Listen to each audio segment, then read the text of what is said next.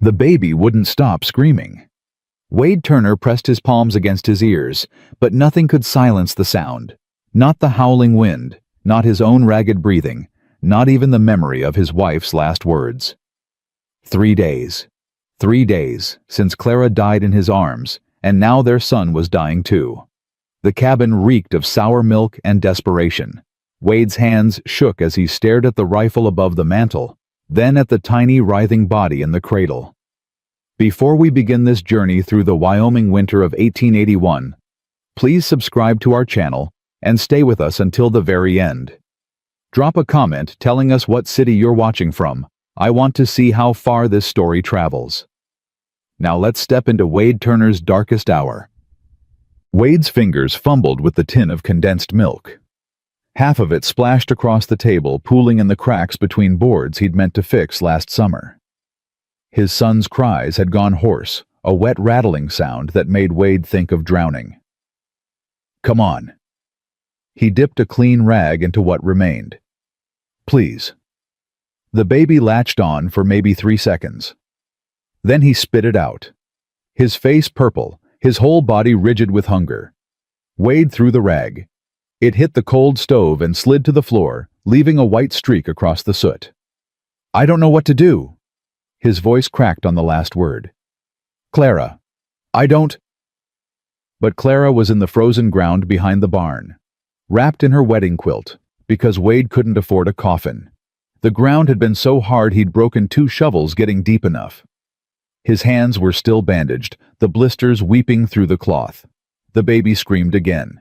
Wade picked him up, bouncing the way Clara used to, but the boy only cried harder. Wade could feel every rib through the thin nightshirt. Could see the fontanelle pulsing too fast in the baby's skull. "Just a little," Wade whispered against his son's head. "Just enough to live."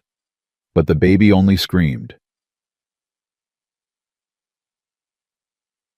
The Hendersons lived 3 miles north. Wade rode through yesterday's snow, with his son wrapped inside his coat, feeling the tiny body shaking against his chest. Margaret Henderson answered on the 3rd knock. Her own baby was on her hip, maybe 4 months old, fat and healthy. Milk stained the front of her dress. "Wade." She didn't open the door wider. "I heard about Clara. I'm so sorry." "I need milk, Margaret. Please, just a little." She looked down at the bundle against his chest.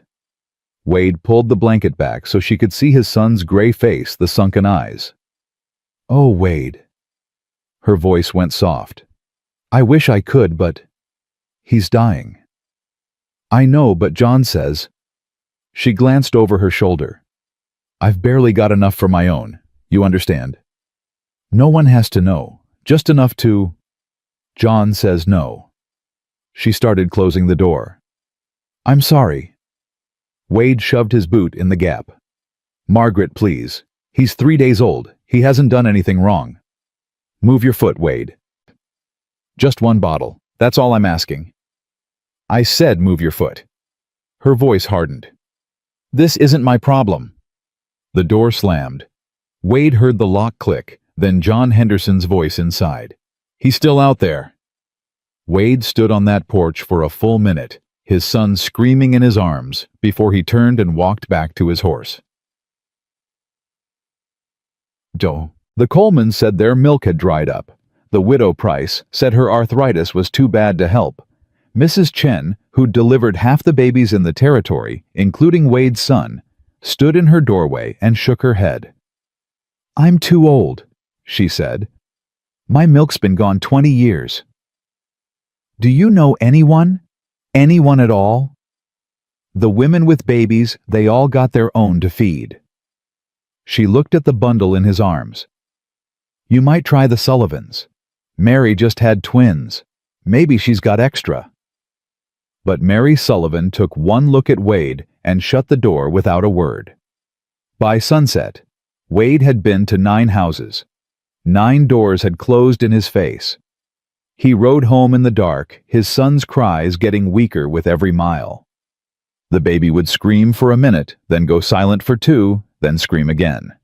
Each silence lasted longer than the one before. Wade thought about just riding. just pointing his horse west and riding until they both froze, or the baby stopped breathing, whichever came first. At least then he wouldn't have to watch. Instead, he went home.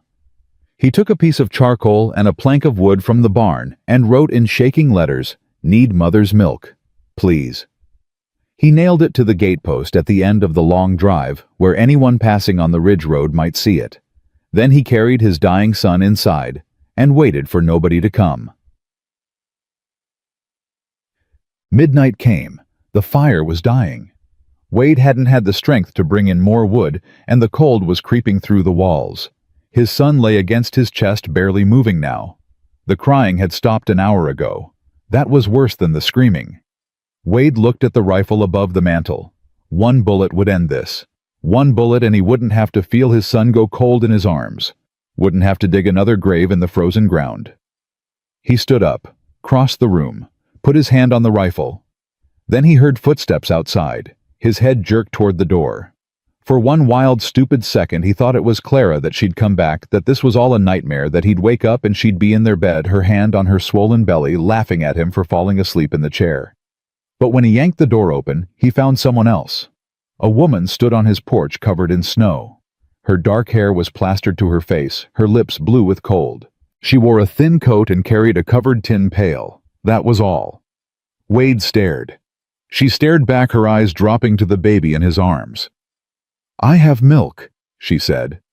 Her voice was rough, unused. Wade's throat closed. He couldn't speak. "May I?" She gestured toward the baby. He nodded, stepped aside.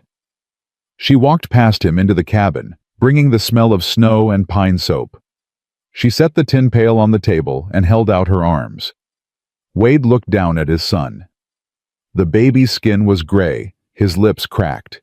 His chest barely moved. He handed him over. She took him gently, one hand cradling his head, and carried him to the rocking chair. She sat down and began unbuttoning her coat. Wade turned away, his face burning. "You can look," she said. "I don't care." He kept his back turned anyway, listened to the rustle of fabric, the soft adjusting sounds. Then after a moment that stretched like years, silence. His son had stopped crying. Wade's knees buckled. He grabbed the table edge, his whole body shaking. He waited for the crying to start again, for this to be another false hope, another cruel trick. But the silence held. He heard soft suckling, a tiny sigh of contentment. He turned around. The woman sat in Clara's chair, his son in her arms, nursing. The firelight caught the tears on her cheeks, made them shine like broken glass. Her lips moved silently, praying maybe, or talking to the baby. Wade couldn't tell which. After a few minutes, the baby's eyes started to close. His little fists unclenched. His breathing evened out into something that sounded like sleep instead of dying. The woman winced as she shifted him to the other side. "Are you hurt?" Wade managed. "No. Just, it's been a while." "Since you nursed?" She nodded, not looking at him. Wade wanted to ask more. Who was she? Where was her child? Why had she walked through a blizzard to feed a stranger's baby? But something in her face stopped him, a kind of pain so deep it had roots. He grabbed the tin pail she'd brought instead. Fresh milk, still warm somehow. "I can heat this," he said. "For next time. How much do I give him?" 2 ounces every 2 hours at first. His stomach's been empty too long. Too much too fast will make him sick." "Right." Wade ladled some into a small pot and hung it over what remained of the fire. "I'm Wade, Wade Turner." The woman was quiet for so long he thought she wouldn't answer. "Mara," she said finally. "Mara Delaney. You live nearby. Over the ridge, the old Pruitt place." Wade knew it. A rundown cabin that had been empty for years. He'd heard someone moved in last fall, but he'd been too busy with Clara's pregnancy to pay attention. "You came all this way in the storm," he said. "I heard him crying." Her voice dropped to almost nothing. "Days now. I couldn't listen anymore." The baby had fallen asleep, his mouth still against her breast milk, dribbling down his. Mara wiped it away with her thumb, so tender it made Wade's chest ache. "He's done," she said. Wade took his son carefully. The baby felt heavier, somehow warmer. His face was peaceful. Wade laid him in the cradle and covered him with a blanket, watching the tiny chest rise and fall in a rhythm that looked like life. When he turned back, Mara was buttoning her coat eyes on the floor. "You'll need to feed him again in 2 hours," she said. "Use the milk I brought. Warm it, but not too hot. Test it on your wrist first." "Wait." Wade moved between her and the door. "You can't go back out in this." "I'll be fine. You'll freeze. I know the way." "Lady Mara, please, stay until morning. You can have the bed. I'll sleep out here." "No." "Then let me at least—" "I said no." Her voice went sharp. "I did what I came to do. Your boy will live now. That's enough." She tried to push past him. Wade caught her arm. She flinched so hard he dropped it immediately. "I'm sorry," he said. Why did you come?" "Really?" Mira's jaw worked. Her hands clenched. "Because I know what it's like," she said finally. "To hold a dying baby. To beg God for help that never comes. I know what that feels like, and I couldn't let it happen again. Not when I could stop it." The pieces fell into place. The milk, the way she'd held his son, the pain carved into her face. "You had a child," Wade said softly. Mira's face crumpled. She covered her mouth, turned away. "I'm sorry," Wade said. "Don't." She wiped her eyes roughly. "Everyone says that. It doesn't help." "Then what can I do?" "Let me leave." Wade wanted to argue, wanted to make her stay where it was warm, where she'd be safe. But he recognized that look. He'd seen it in the mirror every morning since Clara died. "The milk will last 2 days if you keep it cold," Mara said, pulling herself together. "After that, you'll need more. I can bring it. Every other day." "You don't have to." "Yes, I do." She met his eyes for the first time. Hers were dark brown, nearly black in the firelight. "That baby needs to eat, and you need to sleep. I'll come back." "Why?" The question hung between them like smoke. "Because no one came for me," Mara said. "When my son was dying, I begged. I went to every door in town, and every door closed in my face, just like they did to you today." Wade thought of Margaret Henderson, of Mary Sullivan, of all the people who'd turned him away. "I'll pay you," he said. "Whatever you need. I don't want your money." She pulled her coat tighter. "I just want—" She stopped, shook her head. "What?" Wade pressed. "Nothing. Doesn't matter." She moved to the door. "I'll be back day after tomorrow. Keep him warm. Don't overfeed him. If he gets a fever, send for Dr. Morrison." "Morrison's 3 days from here." "Then pray he doesn't get a fever." She was out the door before Wade could respond, disappearing into the white wall of storm. He stood in the doorway watching until he couldn't see her anymore, the cold air biting his face raw.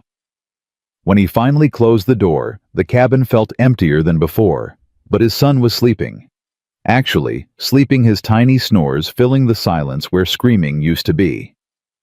Wade sank into the rocking chair and let himself cry for the first time since Clara died. 2 days passed, like fever dreams. Wade fed his son every 2 hours, measuring the milk, carefully testing it on his wrist. The baby took it greedily, his color improving with each feeding. By the second day, he was crying with real strength. Not dying sounds, but healthy, angry hunger. Wade talked to him while he fed him. Told him about Clara, about how she'd loved him before he was born. About the ranch, the horses they'd raise someday. About anything to fill the silence. He also thought about Mara Delaney. She'd walked through a blizzard to save his son. A woman he'd never met who owed him nothing. He remembered the tears on her face, the pain in her voice. "Because no one came for me." Wade went to the window every few hours, looking toward the ridge where she lived. The storm had passed, leaving everything buried under 2 feet of snow. He could barely see the trees through the white. On the evening of the second day, just as the sun was setting, he saw her coming. She picked her way through the snow, carrying 2 tin pails. Wade grabbed his coat and boots and went out to meet her. "Let me help," he called. Mara looked up, startled. "You shouldn't be out here. The baby?" "He's sleeping. He's fine." Wade took one of the pails. It was heavy, full of milk. "How far did you walk?" "Not far." "That's a lie." She almost smiled. "Maybe." They walked back together in silence. Wade kept glancing at her. She looked tired, her face pale, her coat torn at the shoulder. But she walked with her back straight, her chin up. Inside, Wade set the pails on the table and stirred the fire back to life. Mara stood by the door, not taking off her coat. "He's doing well?" she asked. "See for yourself." She hesitated, then moved to the cradle. Wade watched her face soften as she looked down at his son sleeping peacefully, now his cheeks pink and full. "He's beautiful," she whispered. "Thanks to you." She shook her head. "I just gave him milk. You're the one keeping him alive." "I wouldn't have had the chance if you hadn't come." She didn't answer, just kept looking at the baby, her fingers gripping the cradle edge. "Have you eaten?" Wade asked. "I'm fine." "That's another lie." He moved to the stove. "Sit. I've got stew from yesterday." "I need to get back." "Mara." Wade turned to face her. "Please. You walked all this way. Let me give you a hot meal." She looked at him for a long moment, then slowly unbuttoned her coat and sat at the table. Wade ladled stew into a bowl and set it in front of her with a hunk of bread. She ate like she was starving, trying to hide it, small bites, slow chewing. But Wade saw her hands shake, saw the way she broke off pieces of bread and ate them while waiting for the stew to cool. "When's the last time you ate?" he asked, sitting across from her. "This morning." "The last real meal." Her jaw tightened. "Few days." "You're giving away your milk but not feeding yourself." "I don't need much." "That's stupid," Wade said. Her head snapped up. "Excuse me. You heard me. You can't feed my son if you're half-starved." He pushed the rest of the loaf toward her. "Eat." For a second, he thought she'd throw it at him. Then her shoulders sagged and she picked it up. "I've got dried venison," Wade continued. "Canned vegetables, flour sugar coffee. You're taking some home." "I don't need charity." "It's not charity, it's payment." He leaned forward. "You won't take money, fine. But you can't feed my boy if you're too weak to walk over here, so you're taking food. That's the deal." Mira stared at him. Then, to his surprise, she laughed, short and bitter, but still a laugh.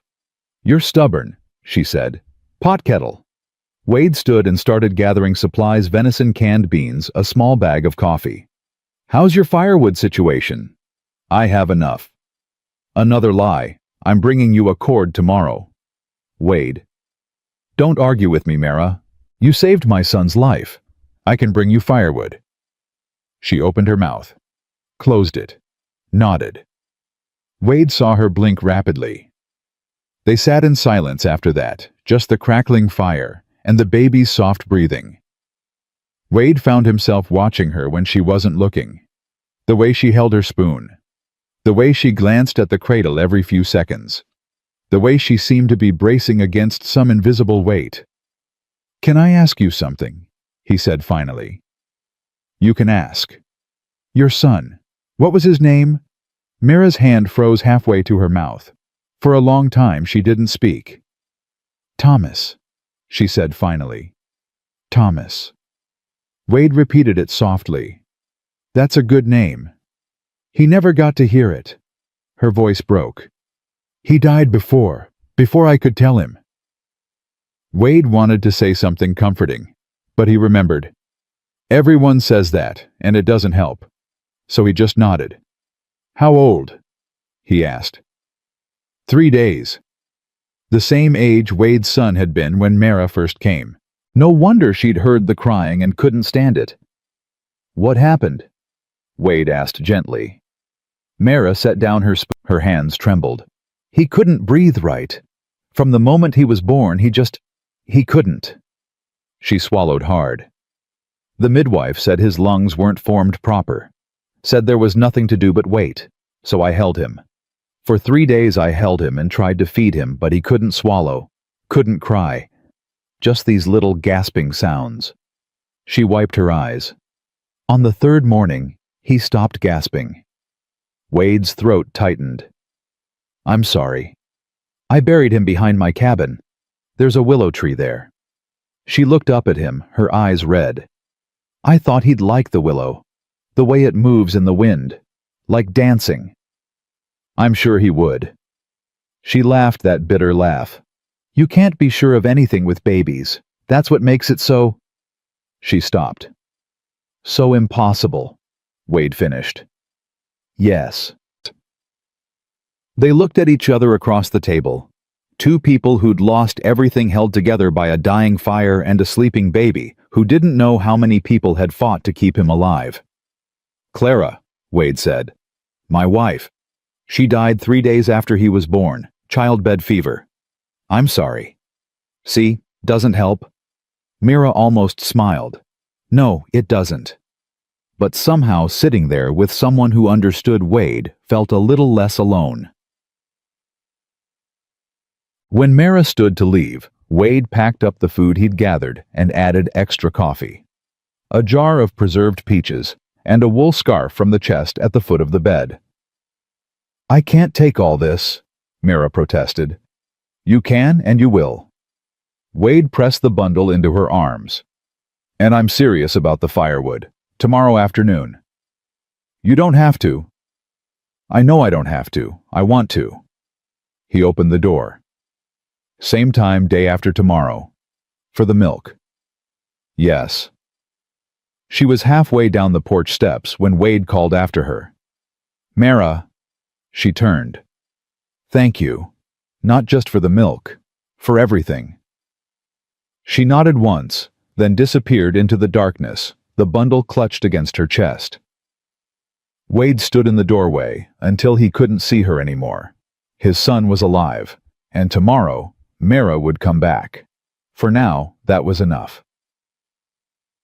No. The next 2 weeks fell into rhythm. Mara came every other day with milk, always at dusk.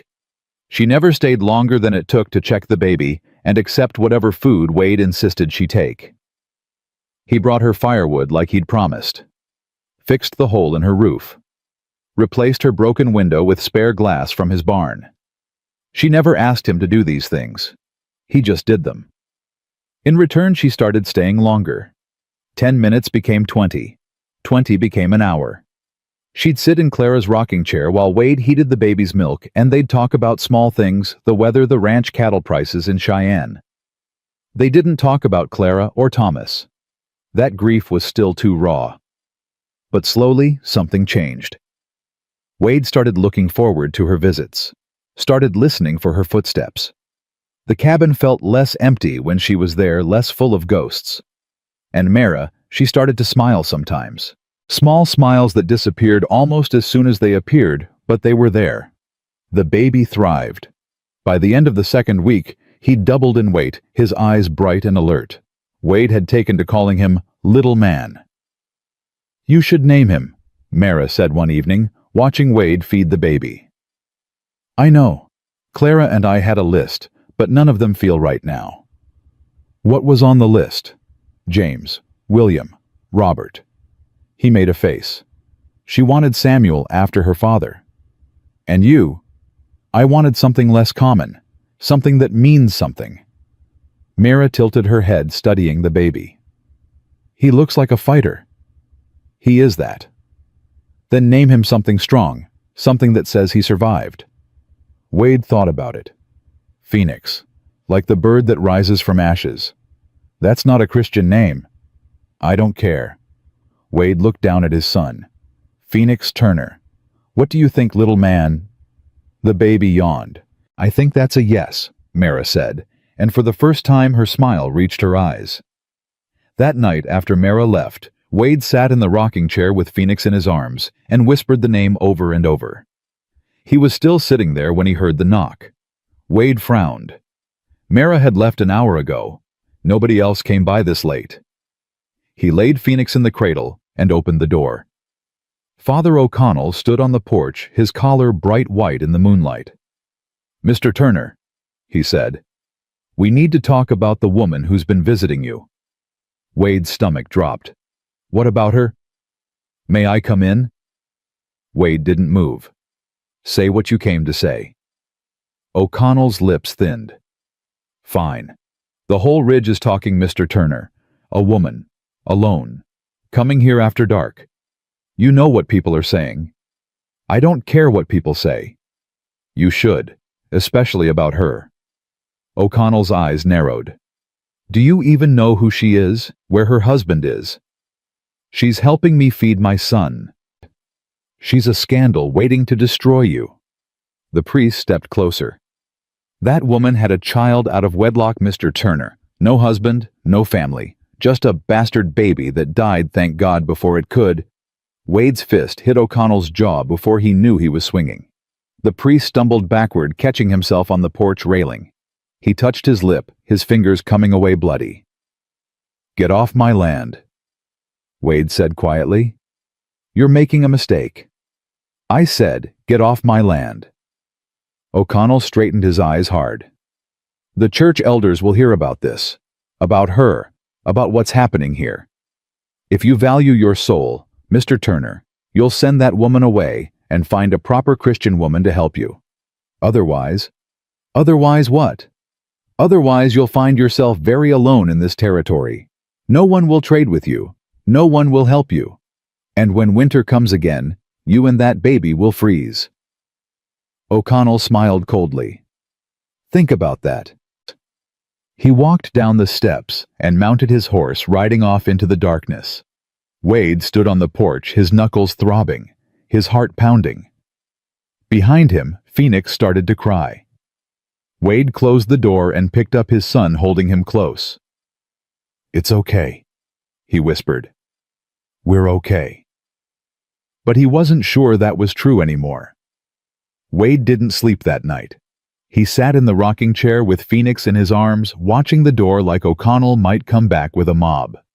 His knuckles had swollen where they'd connected with the priest's jaw, but the pain felt distant, unimportant. What mattered was what O'Connell had said about Mara. A child out of wedlock, no husband. The words kept circling in Wade's head, but they didn't change anything.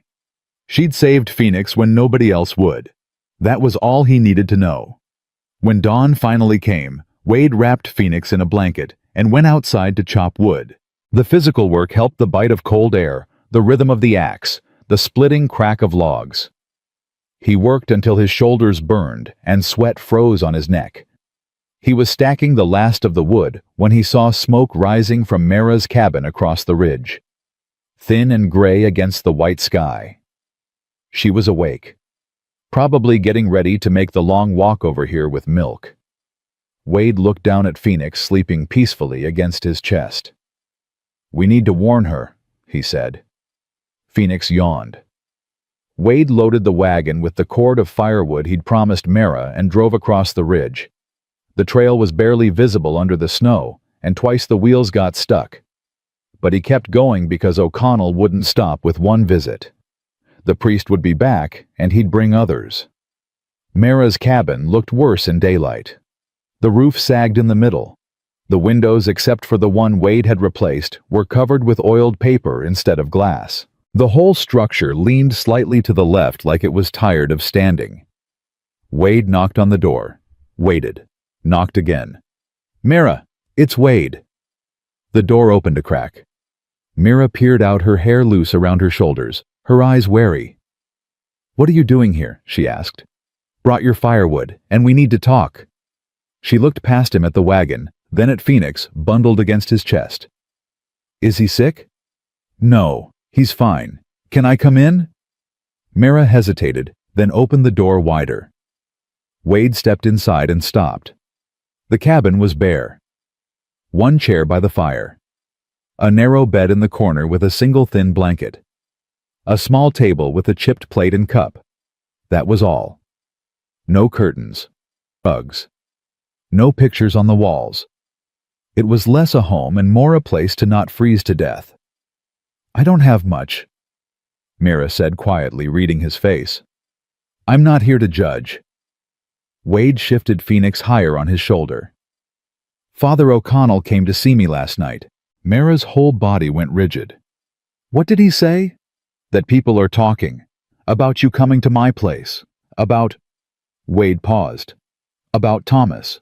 About there being no husband." Mira turned away, her arms crossing over her chest. "I see. Is it true? Does it matter? To me, no. But it matters to them." Wade moved closer. "Mara O'Connell threatened me. Said if I don't send you away, the church will make sure nobody trades with me. That I'll be shut out come winter." "Then send me away." Her voice was flat dead. "I understand. I'm not sending you away." She turned to look at him. "What?" "I said I'm not sending you away. You saved Phoenix. You've been keeping him alive. I don't care what the church says." "You should care. They can destroy you, Wade. Take your land, run you out of the territory." "Let them try." "You don't understand." Mira's voice rose. "They did it to me. After Thomas died, they said I was being punished for my sin. Said he died because I wasn't married. They took everything: my job at the Mercantile, my room at Mrs. Patterson's boarding house. Nobody would hire me. Nobody would even speak to me. That's why I'm here in this—" She gestured at the bare cabin. "In this hole. Because the church decided I wasn't fit to live among decent people." Wade felt anger rising in his chest. Who was he, Thomas's father? Mara laughed bitterly. "Does it matter?" "It does to me." "Why?" "So you can judge me too. So I know who to hit next." That stopped her. She stared at him, her eyes wide. "His name was Marcus Brennan," she said finally. "He worked at the bank in town. Told me he loved me. Told me we'd get married as soon as he saved enough money." She swallowed hard. "When I told him I was pregnant, he said I was lying. Said the baby wasn't his. He left for Denver the next day." Wade's jaw clenched. "And nobody believed you?" "I was a seamstress. He was a banker. Who do you think they believed?" Mara moved to the window, looking out at the snow. "His family had money. Influence. The Brennans donated to the church, sat in the front pew every Sunday. I was nobody. Just some girl who got herself in trouble. That's not what happened. Doesn't matter what really happened. What matters is what people believe." She turned back to him. "And now they're going to believe you and I are that we're doing something shameful. They'll destroy you the same way they destroyed me. I won't let that happen." "You don't have a choice." "Yes, I do. I can stop coming." "Then Phoenix dies." "He's stronger now. You can feed him cow's milk." "He needs you, Mara." "He needs milk. Any milk. It doesn't have to be mine." Wade crossed the small cabin in 3 steps, stopping right in front of her. "It's not just the milk. You hold him. You talk to him. You make all of this bearable. You think I don't see that? You think I don't know that the only reason I'm still standing is because you keep showing up?" Mara's eyes filled with tears. "Don't." "Don't what?" "Tell the truth. Don't make this harder than it already is." She wiped her eyes. "I have to go, Wade, before they hurt you." "Where will you go?" "I don't know. Somewhere else. Somewhere they don't know me. With no money, no job. In the middle of winter." Wade shook his head. "You'll die out there." "Then I die. At least you and Phoenix will be safe." "Safe?" Wade's voice rose, startling Phoenix, who whimpered against his chest. Wade lowered his voice, bouncing the baby gently. "You think I'll be safe watching you walk away, knowing you're out there freezing because I was too much of a coward to stand up to a priest and some gossips? It's not about being a coward." "Then what is it about?" It's about being smart. Mira's voice broke. It's about not losing everything you have left because of me. I'm not worth it, Wade. I'm not worth your land, your reputation, your whole life. That's not your decision to make. Yes, it is. I'm the one they're talking about.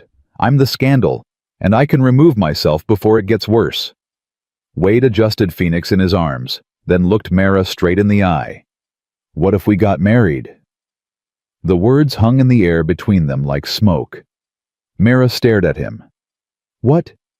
You heard me. What if we got married, then they'd have nothing to talk about. You'd be respectable. Phoenix would have a mother, and O'Connell could go to hell. You can't be serious.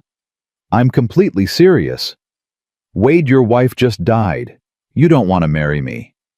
I don't want to marry anyone, Wade said honestly. But I want you to be safe, and I want Phoenix to have someone who cares about him. This solves both problems. Mira shook her head, backing away. No, this is insane. You don't marry someone just to stop gossip. People marry for worse reasons. People marry for love. And look where that got us. Wade's voice turned hard. Clara loved me, and she died. You loved Marcus, and he abandoned you.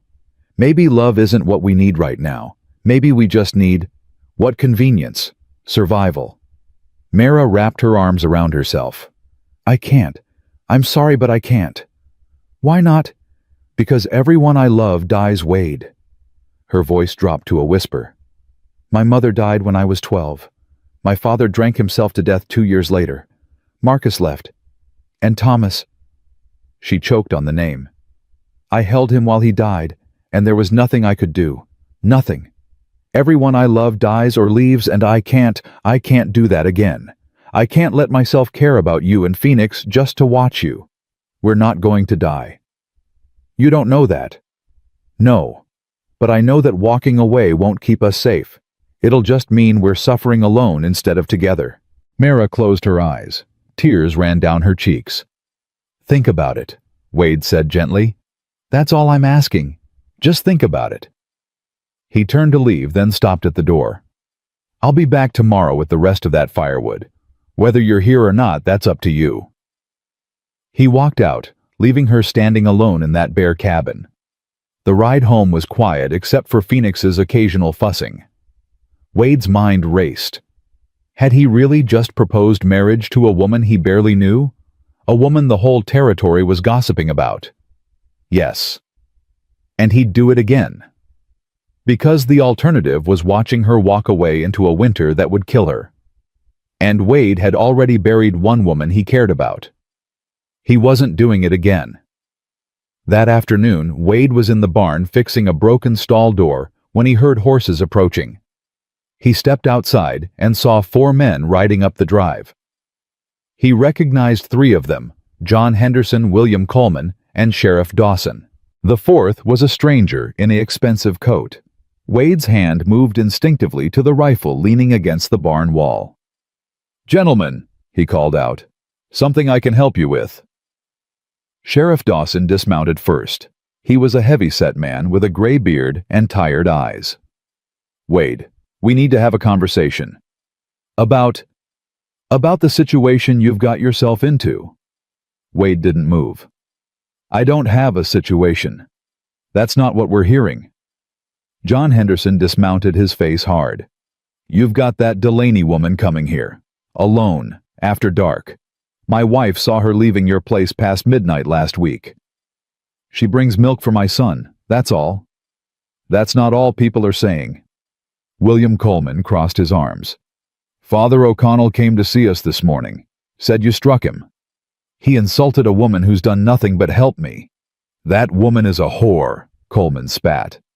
Wade had the rifle in his hands before Coleman finished the word. Say that again. Sheriff Dawson stepped between them, his hands raised. Easy, Wade. We're not here to start a fight. Then why are you here? The stranger in the expensive coat finally spoke.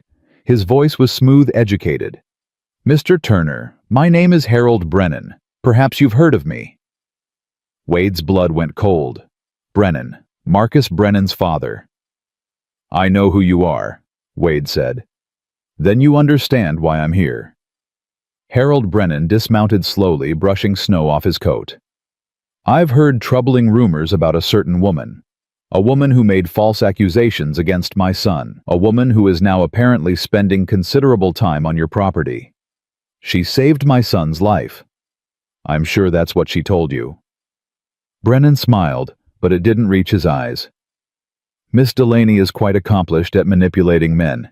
She convinced my son to give her money, made wild claims about being pregnant. Then when he refused to be blackmailed, she produced some poor dead baby and claimed it was his." "That's a lie." "Is it? Were you there?" Brennan moved closer. "My son is a respectable banker with an impeccable reputation. Miss Delaney is a seamstress with loose morals and a talent for deception. Who would you believe?" Wade's finger moved to the rifle's trigger. "Get off my land." "Mr. Turner, I'm trying to help you. That woman is dangerous. She'll ruin your reputation, take your money, and leave you with nothing. Just like she tried to do to Marcus." "I said, get off my land." Brennan's smile vanished. "I own half the businesses in this territory, Mr. Turner. I have considerable influence with the territorial governor. If you continue associating with that woman, I will make sure you lose everything. Your land, your livestock, your ability to conduct business anywhere in Wyoming. Try it." "I don't have to try. I simply have to speak to the right people." Brennan mounted his horse again. "Consider this your only warning. Send Miss Delaney away and this all goes away. Keep her here and I'll destroy you." He rode off, Henderson and Coleman following. Sheriff Dawson lingered, looking uncomfortable. "Wade," he said quietly. "I know you don't want to hear this, but Brennan's not bluffing. He's got connections all the way to Washington. If he wants you gone, you'll be gone." "Whose side are you on, Sheriff?" "I'm not on anyone's side. I'm trying to keep the peace." Dawson mounted his horse. "Just be smart about this. That woman's not worth losing everything." "You're wrong," Wade said. "She's worth exactly that." Dawson shook his head and rode away. Wade stood in the yard holding his rifle, watching them disappear down the trail. Phoenix started crying from inside the cabin. Wade went to him, picked him up, fed him, changed him, rocked him until he fell back asleep. Then Wade sat at the table and did something he hadn't done since Clara's funeral. He wrote a letter. "Dear Mara," he began, then stopped, crossed it out, started again. The letter took him 2 hours. He wasn't good with words, never had been, but he needed her to understand what he was about to do.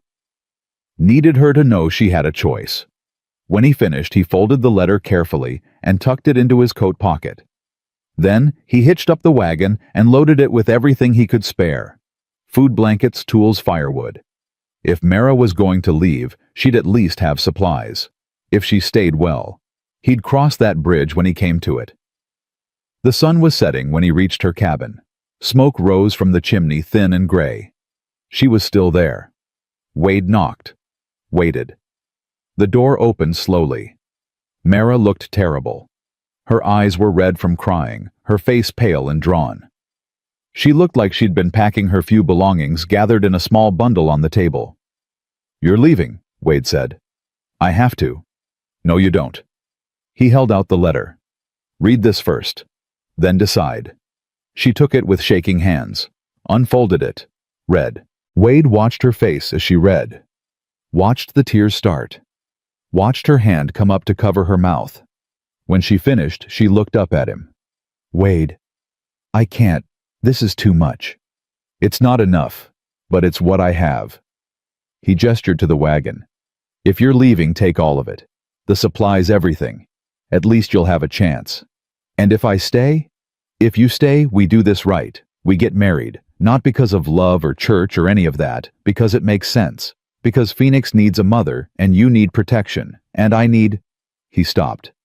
"I need someone who understands what it's like to lose everything and keep going anyway." Mara folded the letter carefully. "You wrote that you'd give me half the ranch, that if we married it would be in my name too." "Yes." "Why would you do that?" "Because you need security. Real security, not just promises. Wade moved closer. If I die, you'd own the land. Nobody could take it from you. Not Brennan, not the church, not anyone. You'd be safe. But you'd lose everything if something happened. Then I lose everything. I'm willing to take that risk. He looked at her steadily. Are you? Mara was quiet for a long time. She looked down at the letter in her hands, then at the wagon full of supplies, then at Wade. Everyone I love dies, she whispered. I know. I couldn't survive losing someone else. I know that too. Then why are you asking me to risk it? Wade thought about that. About Clara dying in his arms. About holding Phoenix while he screamed and starved. About sitting in that cabin every night surrounded by ghosts. Because the risk of losing someone is still better than the certainty of being alone, he said finally. And because I think maybe we can help each other survive this. Not fix it, not make it better, just survive it. Mara closed her eyes. When she opened them, Wade saw something shift in her expression. Not hope exactly, but maybe the absence of complete despair. If I stay, she said slowly, it's just practical. A business arrangement. Nothing more. Nothing more, Wade agreed. I take care of Phoenix. You provide shelter and protection. That's all. That's all. And if it doesn't work, if people make it impossible, I leave. No questions asked. You leave, Wade said, even though the thought made his chest tighten. No questions asked. Mira looked at him for another long moment. Then she nodded. All right, she said. All right, I'll stay. Wade felt something loosen in his chest. Relief maybe, or just exhaustion finally catching up with him. We should do it soon, he said. The marriage. Before Brennan makes his next move. Father O'Connell won't marry us. Then we'll find someone who will. Judge Marshall over in Sweetwater. He owes me a favor. When? Wade thought about Brennan's threats. About O'Connell's cold smile. About how fast word traveled in this territory. Tomorrow, he said. We'll go tomorrow. Mara nodded slowly. Then she looked down at her worn dress, her bare cabin, her empty hands.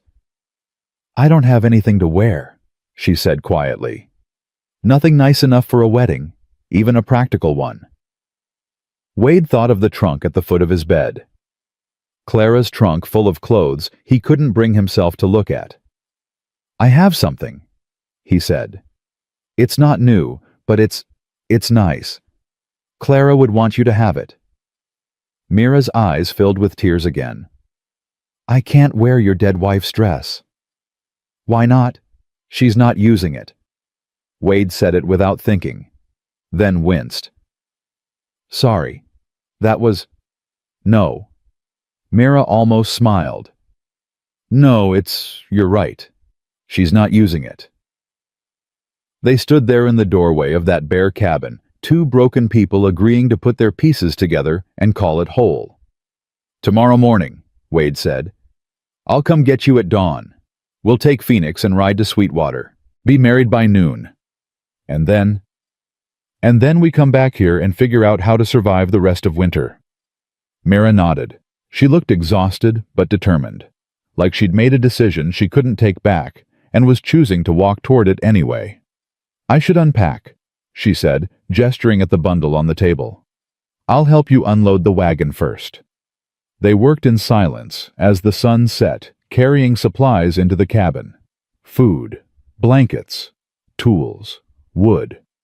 With each trip, the bare cabin looked a little less empty, a little more like someone actually lived there. When they finished, Wade stood in the doorway, Phoenix asleep against his shoulder. Tomorrow, he said. Tomorrow, Mira agreed. Wade walked back to his wagon. He was halfway home when Phoenix woke up crying hungry again. Wade fed him by moonlight sitting in the wagon bed, the baby's small body warm against his chest. We're getting you a mother tomorrow, Wade whispered. A real one. Someone who'll take care of you even when I don't know how. Phoenix yawned. I know it's strange, I know it's not how things are supposed to work, but maybe sometimes you have to make your own way, even if nobody understands it." The baby's eyes drifted closed again. Wade held him a little tighter. Tomorrow everything would change. For better or worse, he didn't know. But at least they'd face it together. That had to count for something. Wade didn't sleep that night either. He sat at the table with Clara's trunk open in front of him, staring at the blue dress folded on top. Clara had worn it to church every Sunday, had been wearing it the day Wade proposed. The fabric still smelled faintly of lavender. His hands shook as he lifted it out. Beneath it were more clothes, a hairbrush, letters tied with ribbon, a small daguerreotype of Clara's parents. All the pieces of a life that had ended too soon. Wade folded the dress carefully and set it aside. Then he closed the trunk and locked it. Some things you kept. Some things you let go. And some things existed in between where grief and necessity lived side by side. Phoenix woke twice before dawn, hungry and fussing. Wade fed him, changed him, walked him around the cabin until he settled. By the time the sun started rising, Wade had already hitched the wagon and loaded everything they'd need. Blankets, food for the journey, the blue dress wrapped in paper. He drove to Mira's cabin just as light broke over the ridge. She was waiting on the porch, wearing the same worn coat as always, her hair pulled back tight. She looked pale and thin and terrified. "Ready?" Wade asked. She nodded, didn't speak, just climbed onto the wagon seat beside him. They rode in silence for the first hour. Phoenix slept between them, bundled in blankets. The trail to Sweetwater was rough, barely more than wagon ruts through snow, and twice Wade had to get down and push when the wheels stuck. Mira helped without being asked. She climbed down and put her shoulder to the wagon, her breath coming in white clouds, her worn boots slipping in the snow. Wade watched her push with everything she had, this woman who barely ate enough to keep herself alive, and something twisted in his chest. When they finally got the wagon moving again, they were both breathing hard.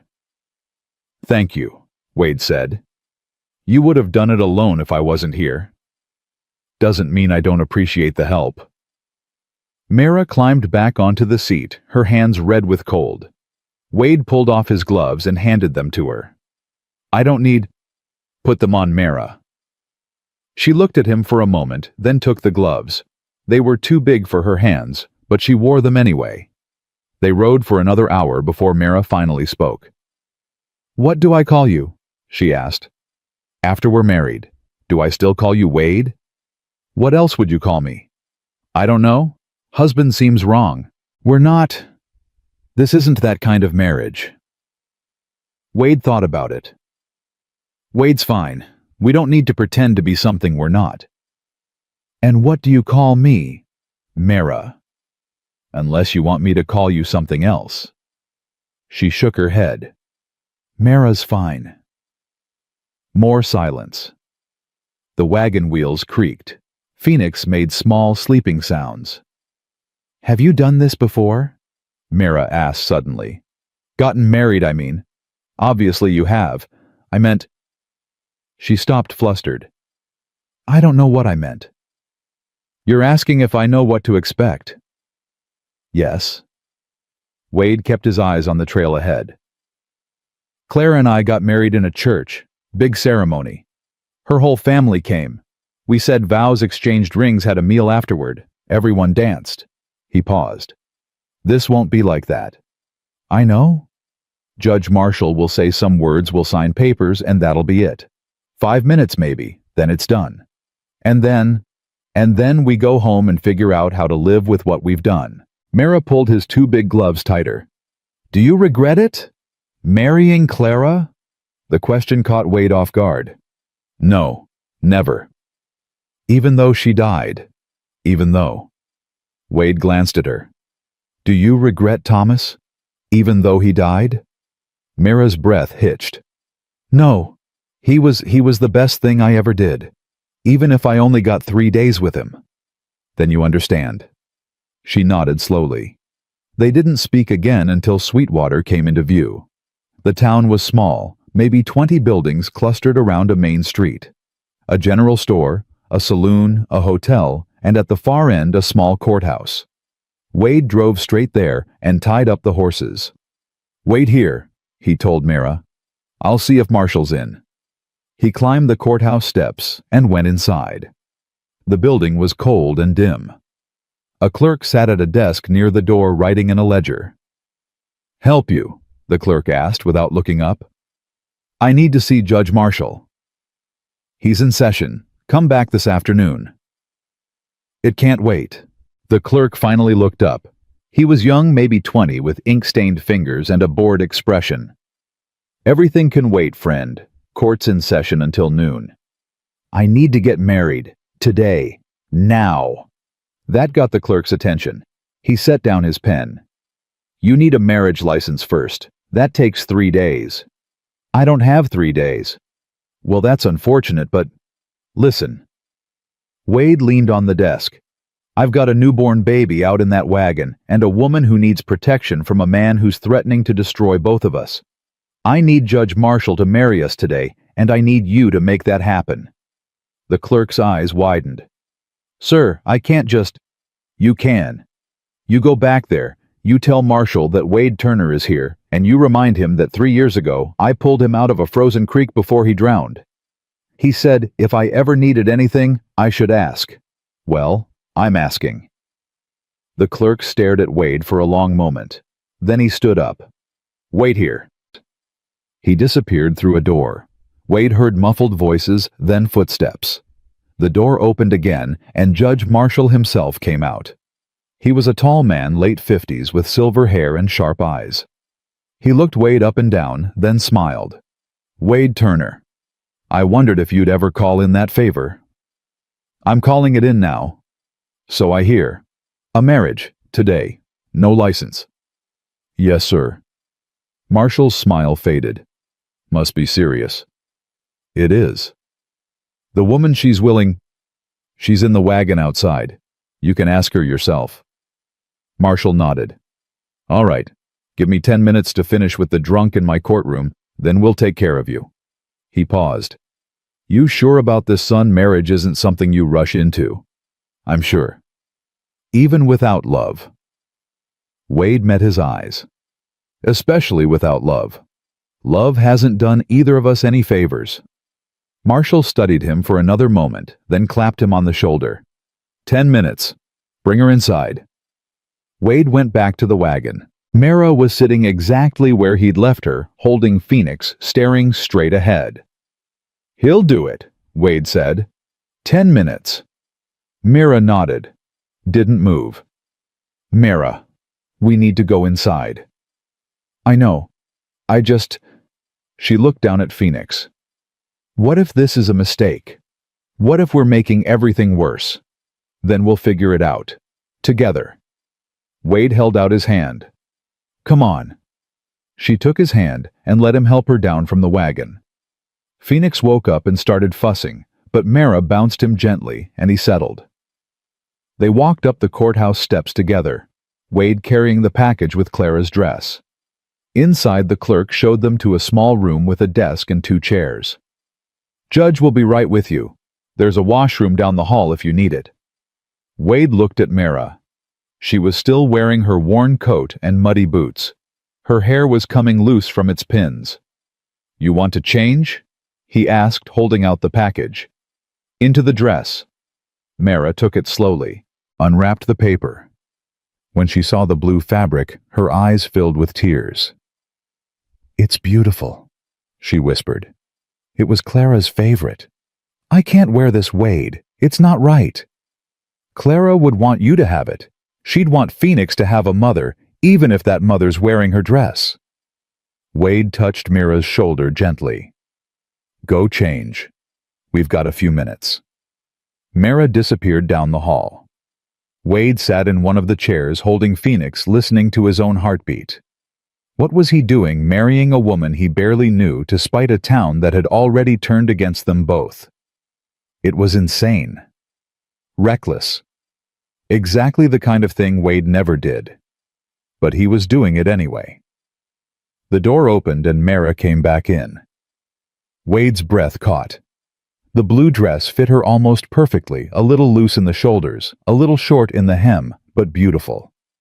She'd let her hair down, and it fell in dark waves around her face. She looked young suddenly and scared, and nothing like the hard-off woman who'd walked through a blizzard with milk. "How do I look?" she asked quietly. "Like someone worth fighting for," Wade said without thinking. Mara's face flushed. She looked down at Phoenix. "May I hold him during the ceremony?" Wade handed him over. She cradled the baby against her chest, and for just a moment they looked like a real family. Mother, father, child. Like this was a real wedding, with real love behind it. Then Judge Marshall walked in, and the illusion shattered. "Well," Marshall said, looking at them both. "You two ready to do this?" "Yes, sir," Wade said. "Miss, I didn't catch your name." "Mara. Mara Delaney." Marshall's eyebrows rose slightly. "Delaney. I know that name. You're the woman from—" "Yes," Mara said quickly. "I'm that woman." Marshall looked between them. "I see. And you're sure about this, Miss Delaney? No one's forcing you?" "I'm sure. Because if there's any coercion involved, I can't—" "There's no coercion," Wade interrupted. "We're doing this of our own free will, both of us." Marshall studied them for another long moment. Then he nodded. "All right then. Let's make this official." The ceremony took less than 5 minutes. Marshall read from a book, asked them both if they took each other as husband and wife. They both said yes. Wade signed the marriage certificate. Then Mara signed it, her hand shaking so badly she could barely write her name. "By the power vested in me by the Wyoming Territory, I now pronounce you husband and wife," Marshall said. He looked at Wade. "You may kiss the bride if you'd like." Wade and Mara looked at each other. Neither moved. "Or not," Marshall added diplomatically. "The certificate's legal either way." Wade shook Marshall's hand. "Thank you, sir. I won't forget this." "Just take care of that baby and that woman," Marshall said. "That's thanks enough." They walked out of the courthouse into afternoon sunlight. Wade helped Mara back onto the wagon, Phoenix still in her arms. They rode out of town without speaking. It wasn't until they were halfway home that Mara finally broke the silence. "We're married," she said like she couldn't quite believe it. "We're married," Wade confirmed. "What do we do now?" Wade thought about that. About going home to that cabin to Clara's things and Thomas's memory, and all the ghosts they'd brought with them into this strange new arrangement. "Now we survive," he said. "One day at a time."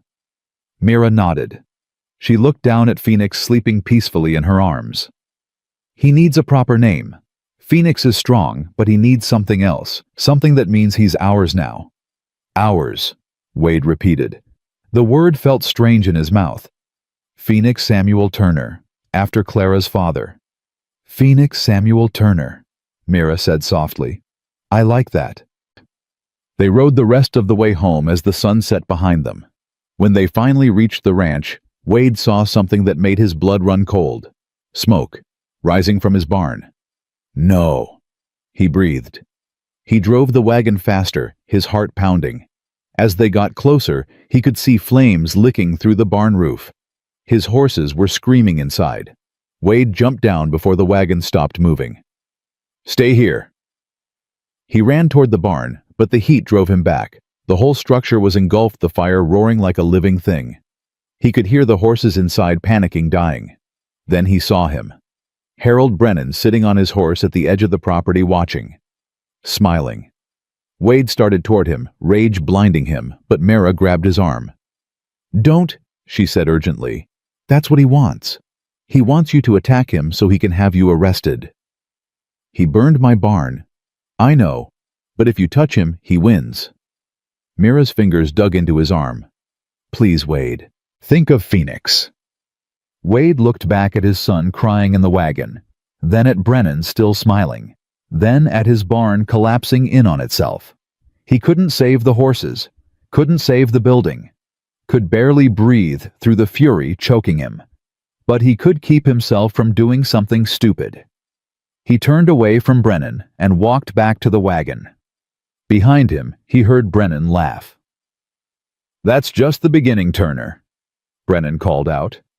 "Next time it'll be the house, or maybe something worse. You've got 1 week to send that whore away. 1 week."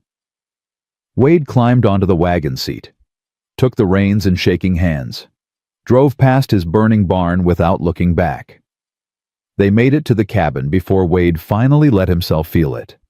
The loss, the rage, the complete helplessness of watching everything burn while the man responsible rode away. He helped Mara down from the wagon, his hands mechanical, carried Phoenix inside, set him in the cradle. Then he walked back outside and stood in the yard staring at the orange glow on the horizon where his barn used to be. Mara came out and stood beside him. She'd changed out of Clara's dress and back into her worn clothes. She didn't say anything, just stood there with him while the barn burned. 3 horses, Wade said finally. All dead. And everything I stored in there. Tools, hay, winter feed. I'm sorry. It's not your fault.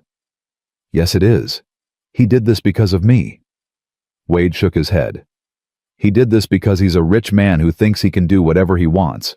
That's on him, not you. But if I left, if you left, he'd win. Is that what you want?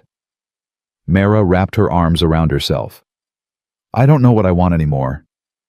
Wade looked at her, this woman who'd become his wife hours ago, who was wearing his dead wife's gloves, who was standing beside him watching his life burn. I want him to pay, Wade said quietly. I want him to hurt the way he's hurt us. He stopped. I want a lot of things I can't have. So what do? We rebuild. We survive. We don't let him break us. How he'll keep coming after us. He said so himself, the house is next or something worse. How do we stop him?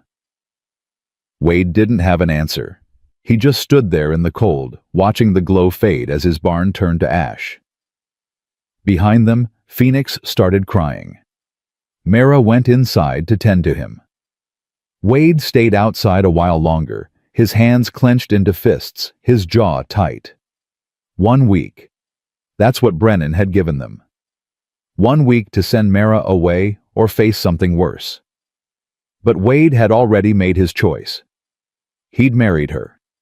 Put his name on that certificate next to hers. Made her part of his life in a way that couldn't be undone. And if Brennan wanted to destroy him for it, then so be it. Wade wouldn't go down easy.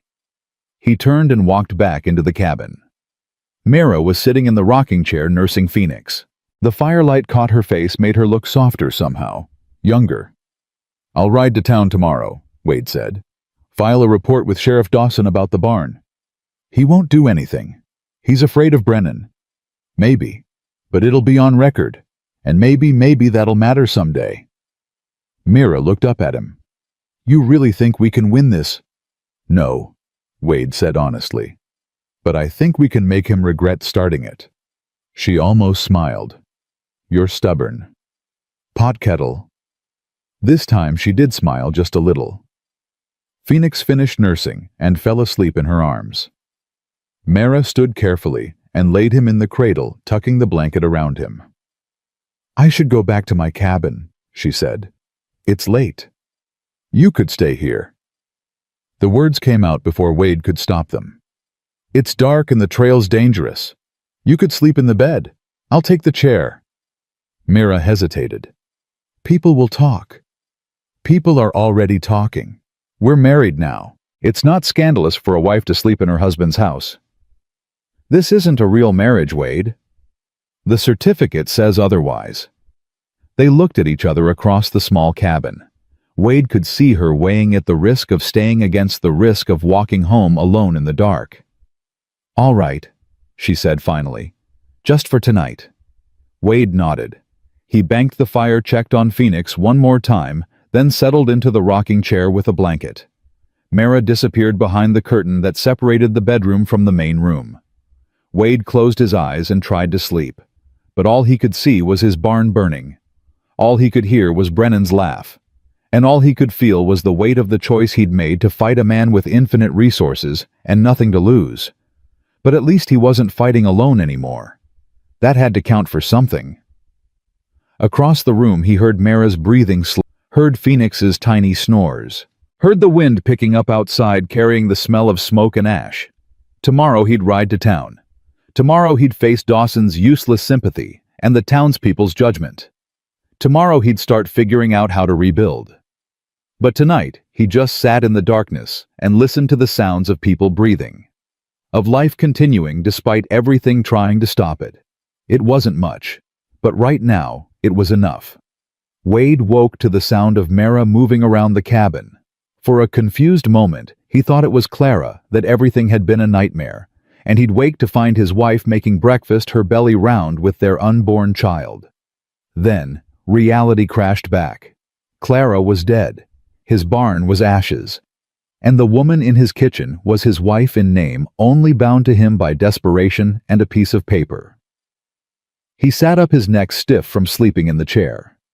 Mara was at the stove heating milk for Phoenix. She'd already changed the baby and dressed him in clean clothes. She moved quietly, efficiently, like she'd been doing this for years instead of weeks. "Morning," Wade said, his voice rough.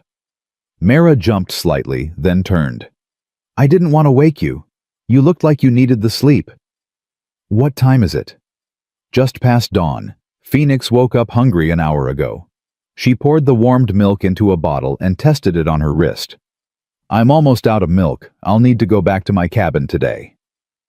Wade stood, his muscles aching. "I'll take you after I get back from town." "You're really going to file that report?" "I said I would."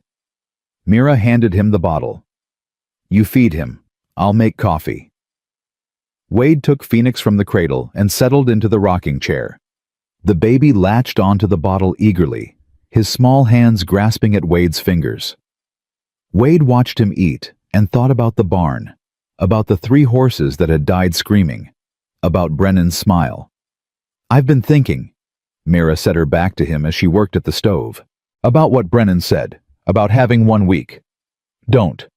Wade, listen. If I leave before the week is up, maybe—" "No." Wade's voice was firm. "We already had this conversation. You're not leaving. But your barn can be rebuilt. What can't be rebuilt is my conscience if I let you walk away to save my property." He looked up at her. "We're married, Mara. For better or worse. I'm not throwing you to the wolves to save some wood and nails." Mara turned to face him. She looked exhausted, dark circles under her eyes. "You don't understand what men like Brennan are capable of." "Then help me understand." She poured 2 cups of coffee and sat at the table. "When I was pregnant with Thomas, Marcus told his father I was trying to trap him, trying to extort money from the family. His father, Harold, he came to see me at the boarding house where I lived." Wade watched her face as she spoke, saw her hands shake around the coffee cup. "He offered me money," Mira continued.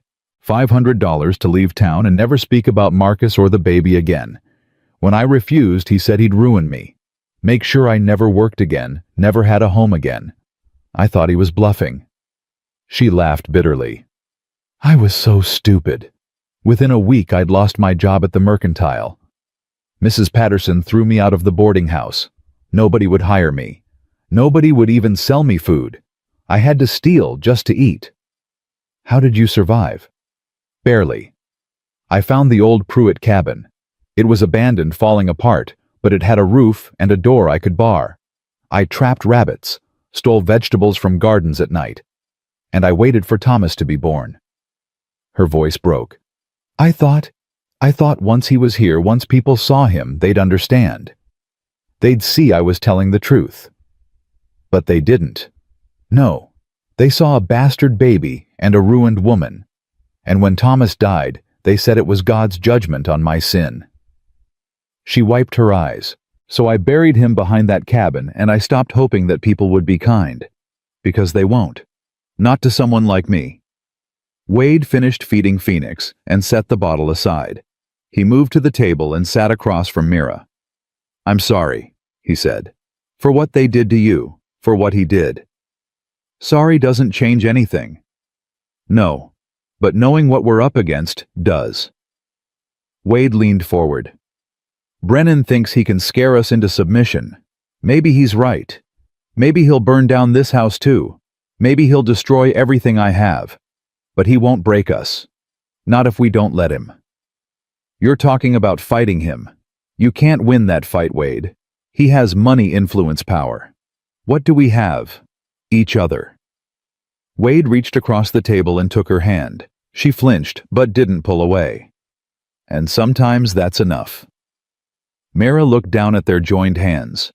I want to believe that. Then believe it. She met his eyes. For a moment, Wade saw something shift in her expression, a tiny crack in the wall she'd built around herself. Then Phoenix started fussing, and the moment passed. Wade rode into town an hour later, leaving Mara at the cabin with Phoenix. The burned remains of his barn were visible from the trail, a black scar on the white landscape. Wade forced himself to look at it, to remember what Brennan had done. The sheriff's office was at the far end of town next to the jail. Wade tied his horse outside and walked in. Sheriff Dawson was at his desk writing in a ledger. He looked up when Wade entered, and his face went carefully neutral. Wade, heard about your barn. I'm here to file a formal report, arson. Dawson set down his pen. You have proof it was arson. I saw Harold Brennan watching it burn. He was still there when I got home. That's not proof, Wade. That's circumstantial. He threatened me the day before, said he'd burn my property if I didn't send Mara away. Then my barn burns down and he's there watching. That's not circumstantial, Sheriff. That's a confession. Dawson sighed and rubbed his face. Look, I understand you're angry, but accusing a man like Brennan of a crime like arson, you need more than threats and coincidence. What do I need? A signed confession. You need witnesses, evidence, something that would hold up in court. The man burned down my barn and killed my horses. What more evidence do you need? Something I can take to a judge without getting laughed out of his chambers. Dawson stood and moved to the window. Wade, I know you think I'm being difficult, but Brennan's got connections all the way to the territorial governor. If I accuse him without solid proof, he'll have my badge and my head. Then who'll be left to keep the peace around here? Wade's hands clenched into fists. So you're just going to let him get away with it? I'm going to do my job within the limits of the law. And right now, the law says I need evidence. Dawson turned back to him. But I'll tell you what I can do. I'll ride out to your place, document the damage, take some statements. If I find anything that ties Brennan to the fire, I'll pursue it. Fair enough? It wasn't fair. It wasn't even close to fair. But it was better than nothing. Fine, Wade said. Come out this afternoon. I will. Dawson sat back down. And Wade, be careful. Brennan's not done with you yet. I know. Wade left the sheriff's office and walked down the main street. People stared at him, some with pity, some with curiosity, some with open hostility. News of his marriage to Mara had already spread. He could see it in their faces, hear it in the way conversations stopped when he passed. He was halfway to the general store when Margaret Henderson stepped in front of him. Wade Turner, she said, her voice cold. I heard what you did. Good morning to you too, Margaret. Don't you good morning me. You married that woman. That harlot. After everything Clara was to you. Wade's jaw tightened. Clara's dead.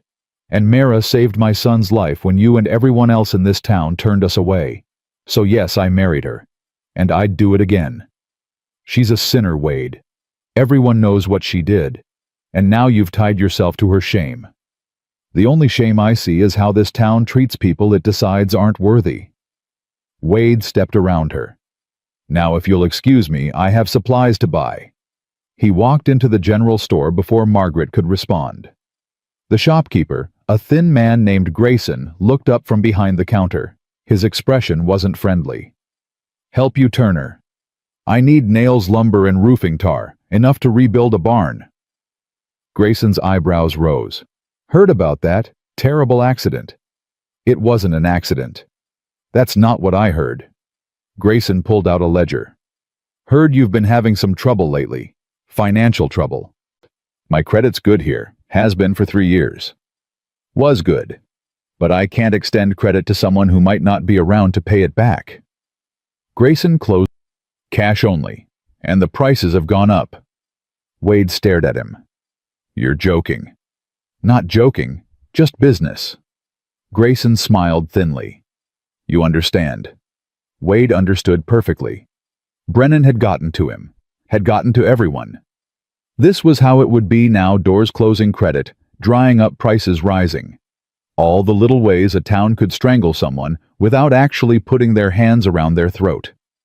Fine, Wade said. I'll take my business elsewhere. Good luck with that. Wade walked out, his face burning. He tried the hardware store next, then the lumber yard. Same story everywhere. No credit. Prices doubled or tripled. Some wouldn't even talk to him. By noon, Wade was back on his horse riding home, with nothing to show for the trip but rage and humiliation. Sheriff Dawson would come document the barn and then do nothing. The town had turned against him. And Brennan was probably sitting in his fancy house, laughing. When Wade got back to the cabin, he found Mara outside hanging laundry on a line she'd strung between 2 trees. Phoenix was in a basket at her feet, bundled against the cold. How did it go?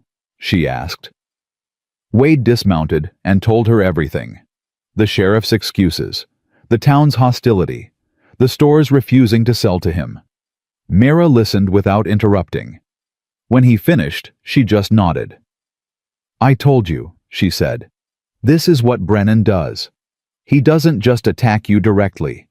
He makes everyone else do it for him, turns the whole town into his weapon. So what do? We survive.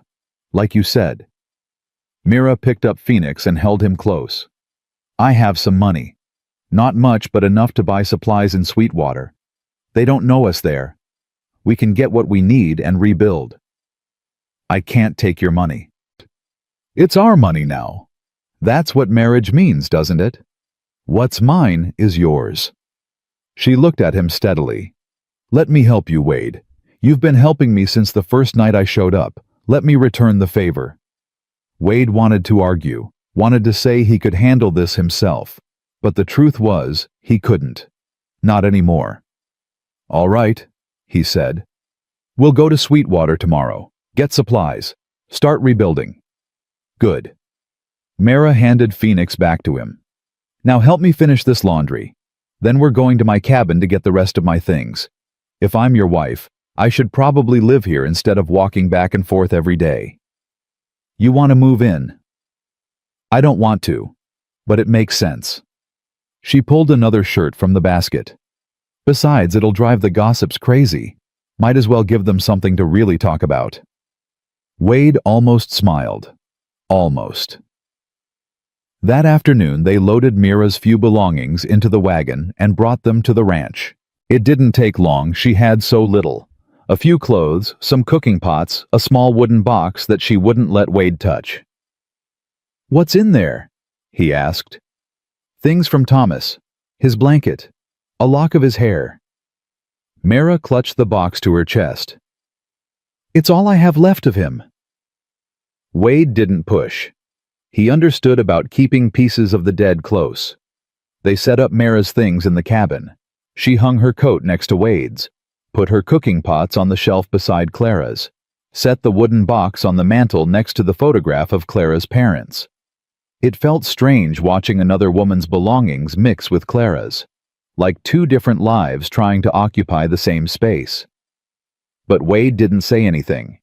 This was the arrangement they'd made. They'd both have to learn to live with the strangeness. That night they ate dinner in silence. Mara cooked some kind of stew with the last of the vegetables from Wade's cellar. It was better than anything Wade had made in weeks.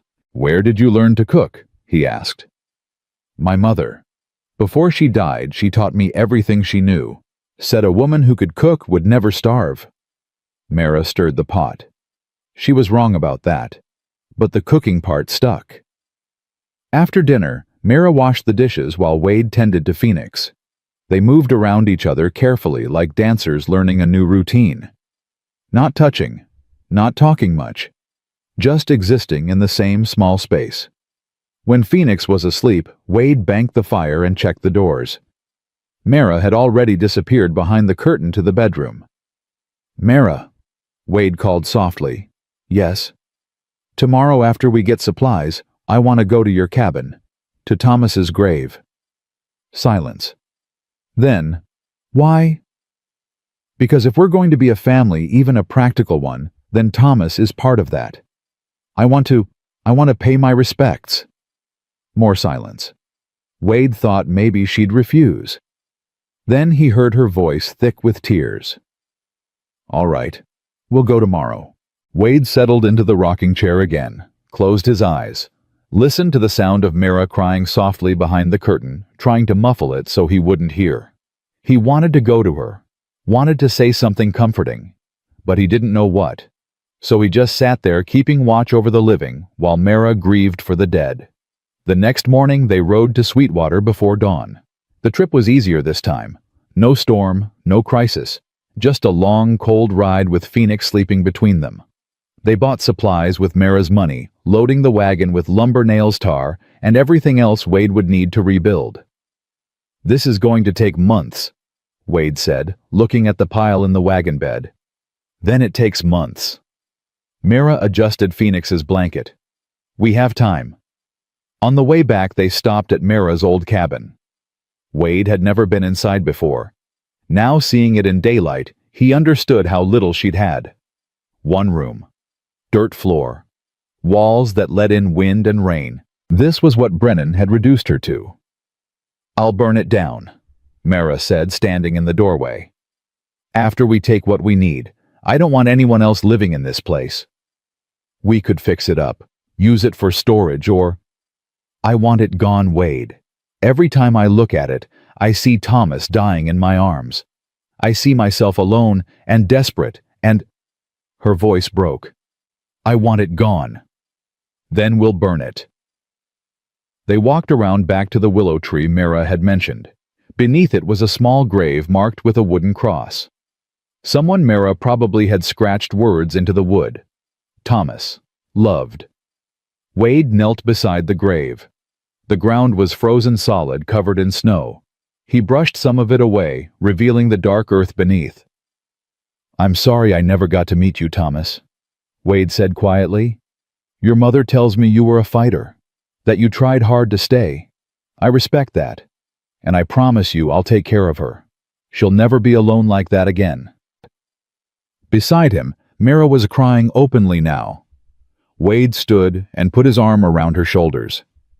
She stiffened for a moment, then leaned into him, her face pressed against his coat. "He was so small," she whispered. "So perfect, and I couldn't save him. That wasn't your fault. Everyone said it was. Said God took him because I was a sinner. God didn't take him. Bad luck did. Bad lungs.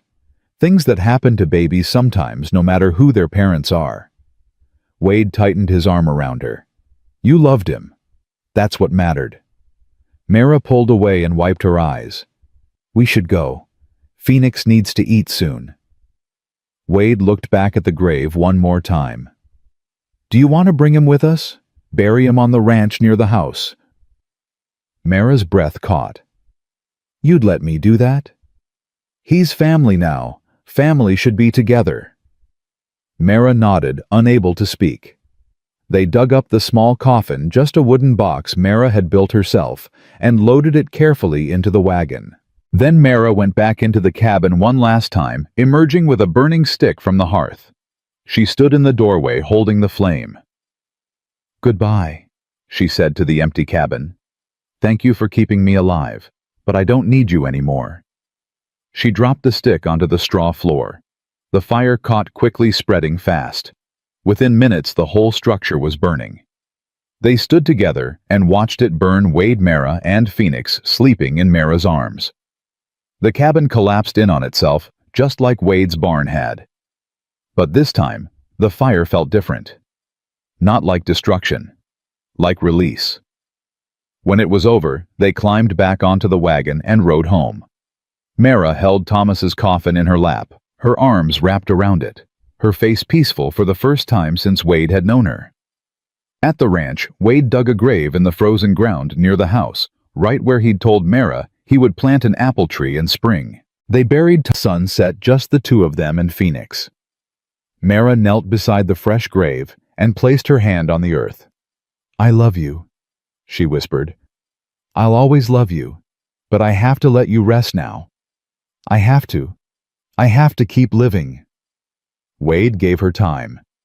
When she finally stood, her face was wet with tears, but her shoulders were straight. She looked at Wade. "Thank you," she said simply. "You don't have to thank me." "Yes, I do. For this. For everything." She looked down at Phoenix, stirring in his sleep. "For giving me a reason to keep going." They walked back to the cabin together. Behind them, the sun set over Thomas's grave, painting the snow gold and pink. And for the first time since this whole impossible thing began, Wade felt something that might have been hope. It was small, fragile, easy to crush. But it was there. And maybe, just maybe, it would be enough to get them through whatever came next. The week Brennan had given them passed without incident. Wade spent every daylight hour rebuilding the barn, working until his hands bled and his back screamed. Mara helped where she could, holding boards steady while he hammered, mixing tar, keeping Phoenix wrapped warm while she worked. They didn't talk much during those days, just worked side by side, building something out of the ashes of what had been destroyed. On the 8th day, Wade woke to find fresh snow covering everything. He went outside and stopped. Someone had driven stakes into the ground around his property, each one marked with a red cloth. Wade walked to the nearest one and pulled it up.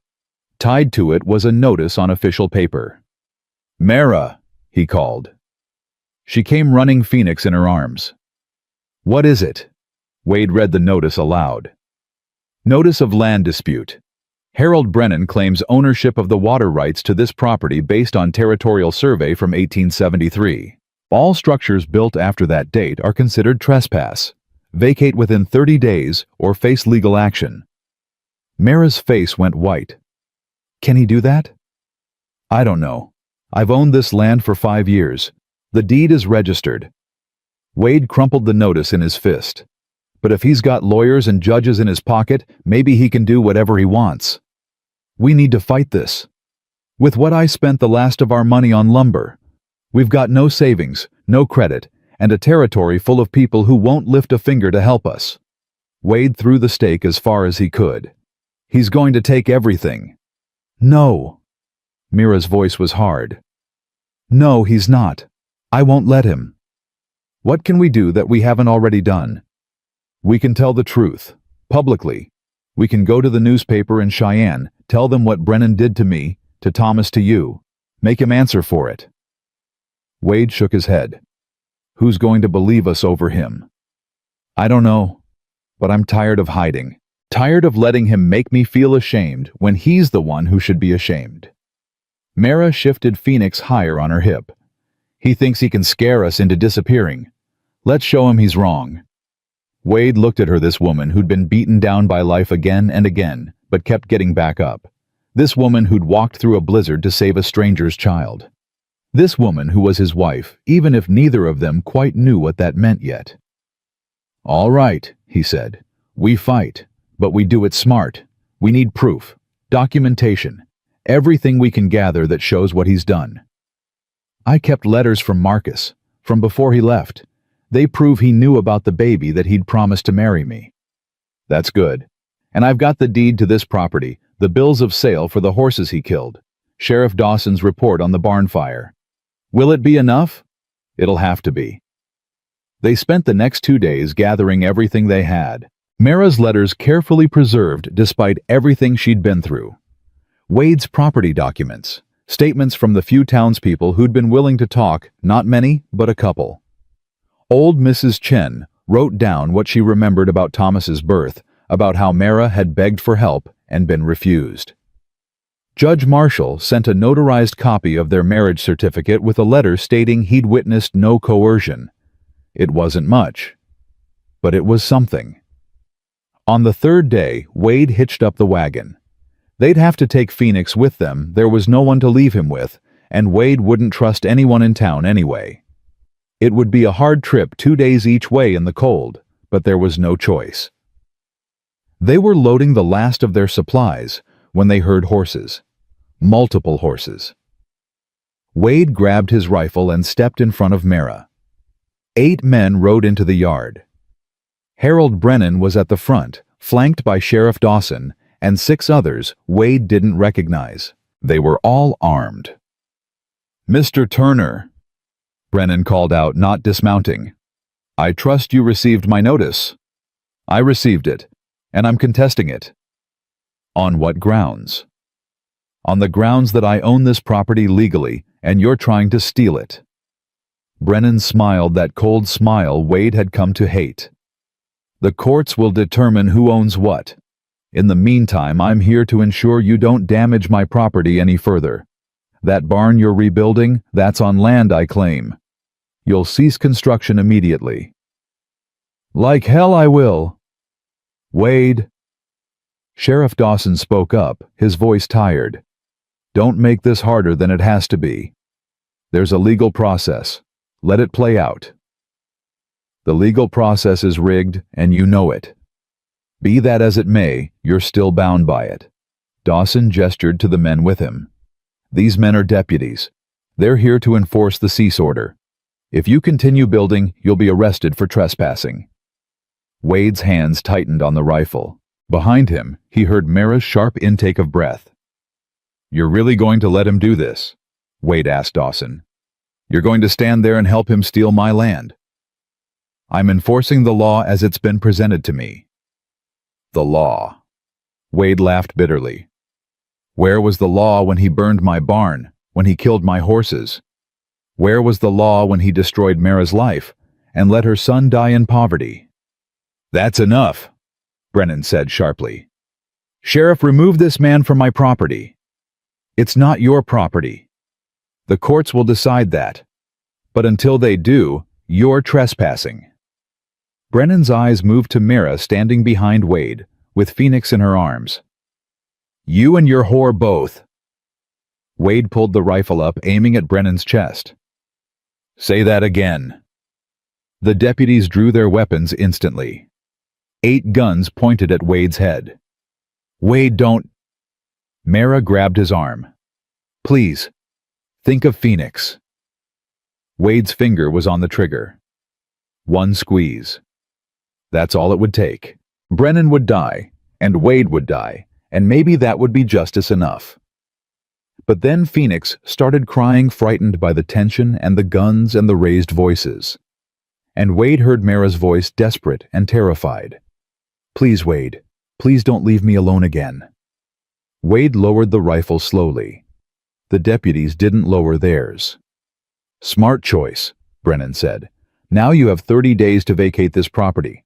Any attempts to contest the claim will be handled through proper legal channels. If you're not gone in 30 days, I'll have you forcibly removed." He gathered his reins. "And Mr. Turner, next time you point a weapon at me, you'd better pull the trigger, because I won't give you a third chance." He rode off, the deputies following. Sheriff Dawson lingered for a moment. "I'm sorry, Wade," he said quietly.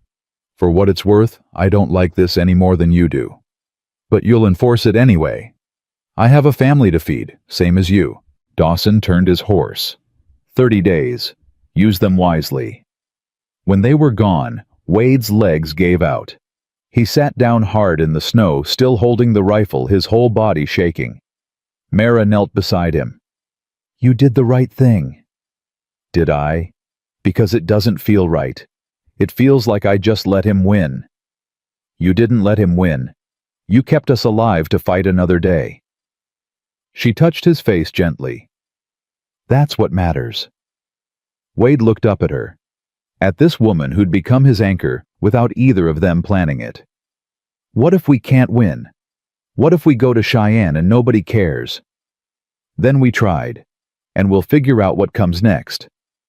Mira helped him stand. But we don't give up. Not while we're still breathing. They left for Cheyenne the next morning. The trip was brutal, freezing temperatures, terrible roads, and Phoenix fussing most of the way because he could feel his parents' tension. But they pushed through, stopping only when they had to, sleeping in the wagon wrapped in every blanket they owned. The Cheyenne Chronicle office was in a brick building near the capital. Wade and Mara walked in looking like what they were, desperate people with nowhere else to turn. The clerk at the front desk took one look at them and frowned. "We need to speak to a journalist," Wade said.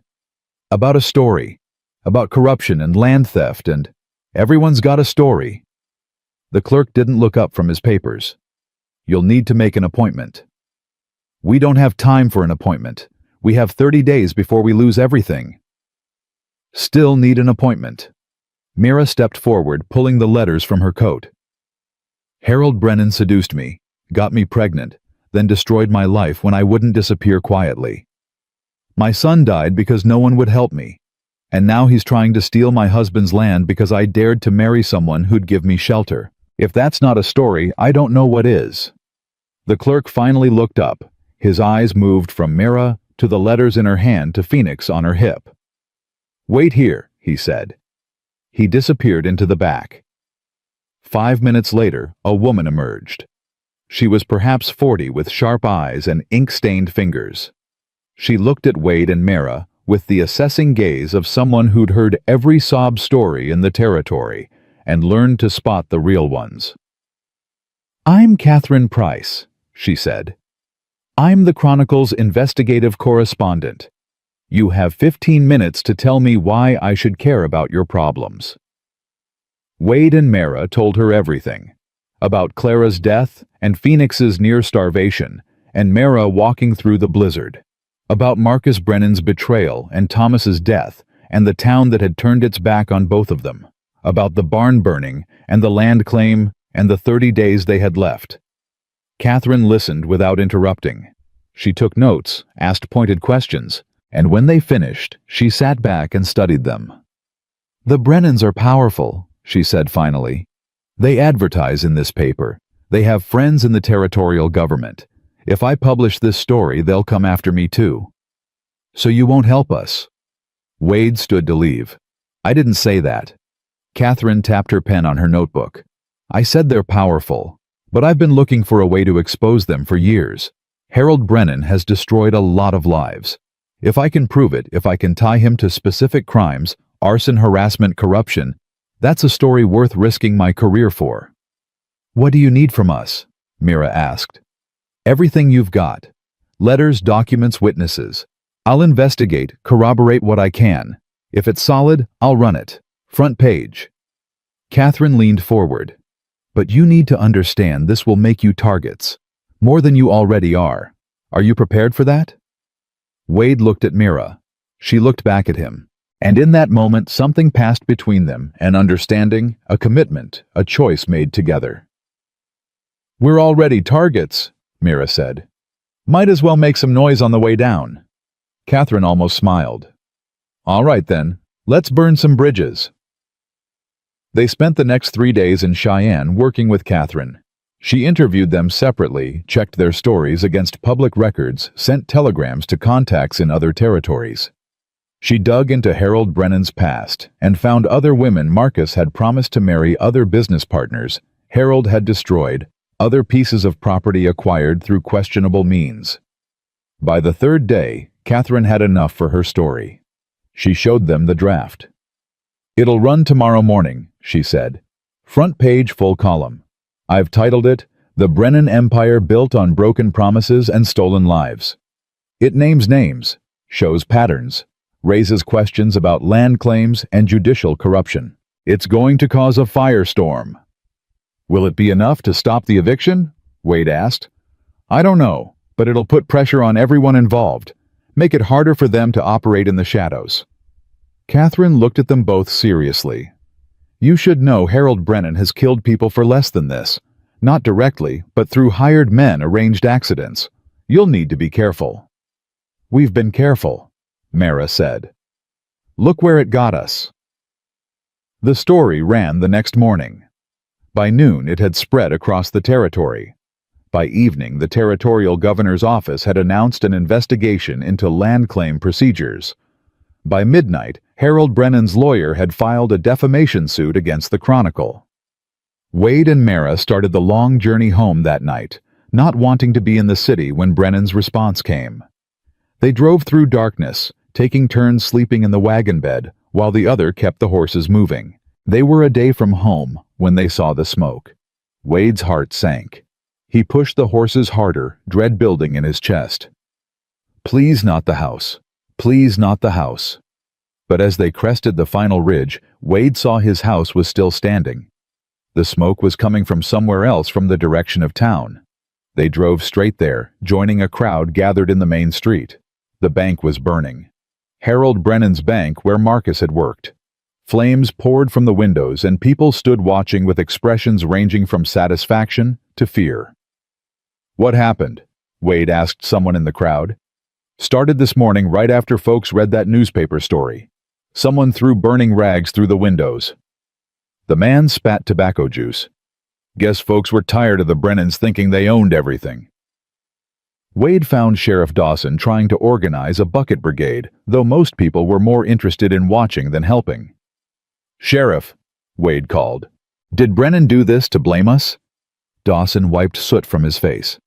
"Don't know who did it, but Brennan's been here all morning. Half the town saw him, so unless he hired someone—" He shook his head. "Sometimes people just get fed up. Sometimes they fight back." The bank burned for hours. By the time the flames died down, there was nothing left but a blackened shell. Harold Brennan stood across the street watching his son's workplace turn to ash, his face carved from stone. Wade started to move toward him, but Mara grabbed his arm. "Don't," she said. "Let him sit with it. Let him feel what we felt."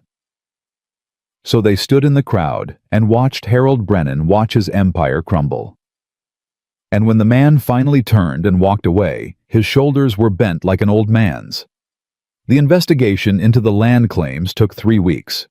During that time, more stories came out about the Brennans' business deals gone wrong, families destroyed, lives ruined. Public opinion turned. The territorial governor, facing pressure from newspapers across the West, ordered a full audit of Harold Brennan's holdings. The 30-day eviction deadline came and went. No one showed up to enforce it. By spring, the investigation had concluded. Marcus Brennan was found guilty of fraud and fled to California. Harold Brennan lost his seat on the Territorial Council. The land claim against Wade's property was thrown out, declared fraudulent. But the victory felt hollow. Wade had his land, but his barn was still ashes. His horses were still dead. And Thomas was still buried in the cold ground. He was standing by Thomas's grave one morning when Mara came up behind him. "I brought the sapling," she said. "The apple tree you promised." Together they planted it next to Thomas's headstone. It was small and fragile, barely more than a stick with a few branches, but it was alive, and it would grow. "He would have liked this," Mara said softly, "watching it bloom every spring. Phoenix will too. When he's older, we'll tell him about Thomas, about his brother who only lived 3 days, but mattered anyway." Mira looked at him with tears in her eyes. "His brother? You mean that?" "Of course I do. Thomas is part of this family." Wade knelt and packed soil around the sapling's roots. "And so are you. Not just because of a piece of paper, but because—" He stopped searching for words. "Because what?" Mara's voice was barely a whisper. Wade stood and faced her. "Because somewhere along the way this stopped being about survival and started being about—" He took a breath. "About caring. About wanting you here not because Phoenix needs milk or I need help, but because the cabin feels empty when you're not in it. Because I listen for your footsteps. Because when I think about the future, you're in it." Mara's hand went to her mouth. "Wade, I'm not asking you to love me. I know that's not what this was supposed to be. But I need you to know you're not just the woman who helps me. You're—" He reached for her hand. You're the woman who saved us both, me and Phoenix. And if you'll have us really have us, I'd like to make this real. Not practical, real." Tears spilled down Mira's cheeks. "Everyone I love dies, Wade. I told you that. I can't. Everyone dies eventually. Mira, that's just life. But that doesn't mean we stop loving. It means we love harder while we can." He pulled her close. "I love you. And I think maybe you love us too. Phoenix and me." "I do," Mira whispered. "God help me, I do. I tried not to. I tried to keep my distance, to stay practical and cold and safe. But you, both of you broke through anyway." Wade kissed her, then soft and careful, like she might disappear if he held her too tight. She kissed him back, her hands fisting in his shirt, her whole body shaking. When they pulled apart, Phoenix was crying from the porch where they'd left him. They both laughed. "He's got good timing," Wade said. "Terrible timing." But Mira was smiling, really smiling for the first time since Wade had known her. "We should probably go get him." Probably. They walked back to the cabin together, hand in hand. Mira picked up Phoenix and settled him on her hip, and he stopped crying, immediately content just to be held. That night they didn't sleep in separate spaces.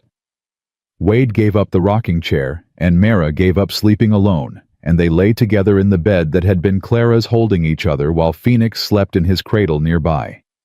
"I'm still scared," Mira whispered in the darkness. "Of losing you, of losing him, of everything falling apart again." "Me too." Wade pressed his lips to her forehead. "But I'd rather be scared with you than safe and alone." "That doesn't make sense." "No. But it's true anyway." Mira laughed softly. Then she kissed him again, and for a while they didn't talk at all.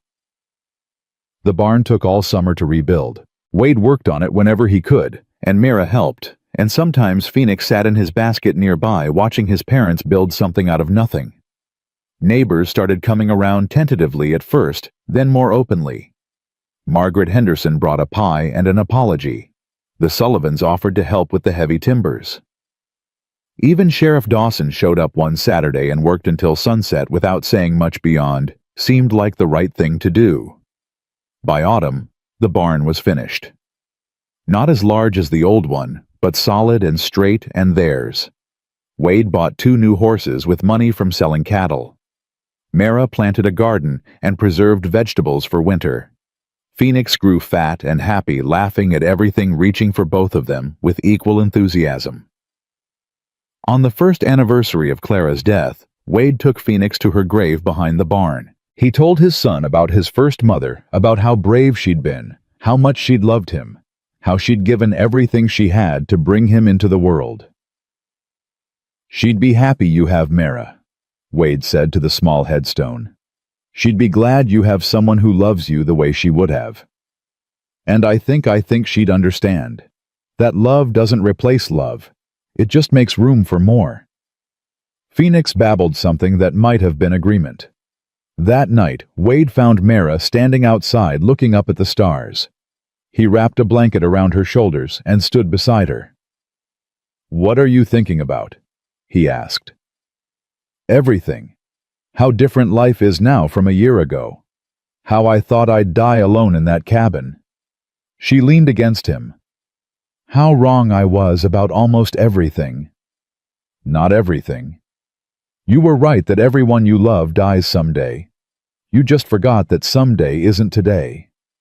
And if it is, if tomorrow something happens, then we'll have had today. And that's more than a lot of people get." Wade turned her to face him. "Stop waiting for disaster, Mira. Stop waiting for permission to be happy. We've earned this, both of us." "Have we?" "Yes." He said it firmly, believing it. "We've survived things that should have destroyed us. We've fought when it would have been easier to give up. We've built a life out of ashes and grief and sheer stubborn refusal to quit. If that doesn't earn us some happiness, then nothing does." Mira smiled, and this time it reached all the way to her eyes. "You're right. You're absolutely right. Can I get that in writing?" She laughed and kissed him. Phoenix, watching from the window, banged on the glass and laughed too. Winter came again as it always did, but this time the cabin was warm. The barn was full of hay and horses. The cellar was stocked with food. And the three of them, Wade, Mara, and Phoenix, sat by the fire at night, telling stories and making plans and building something that looked a lot like a future. Sometimes Wade thought about Clara. Sometimes Mara cried for Thomas. Sometimes they both woke in the night afraid that morning would bring fresh disaster. But they woke together. And they faced each new day together. And slowly the fear loosened its grip. The apple tree by Thomas's grave bloomed the next spring, just a few small flowers, but beautiful. Phoenix was walking by then, and he toddled over to touch the petals with sticky fingers, while Mara and Wade watched. "Look at that," Wade said softly. "New life growing where we buried the dead." "That's what we do, isn't it?" Mara took his hand. "We plant things in places that hurt. We keep growing. We keep blooming even when it seems impossible." "We do." Wade pulled her close, one arm around her and the other scooping up Phoenix. "And we keep each other alive. That's what matters, not the land or the barn or what people say about us.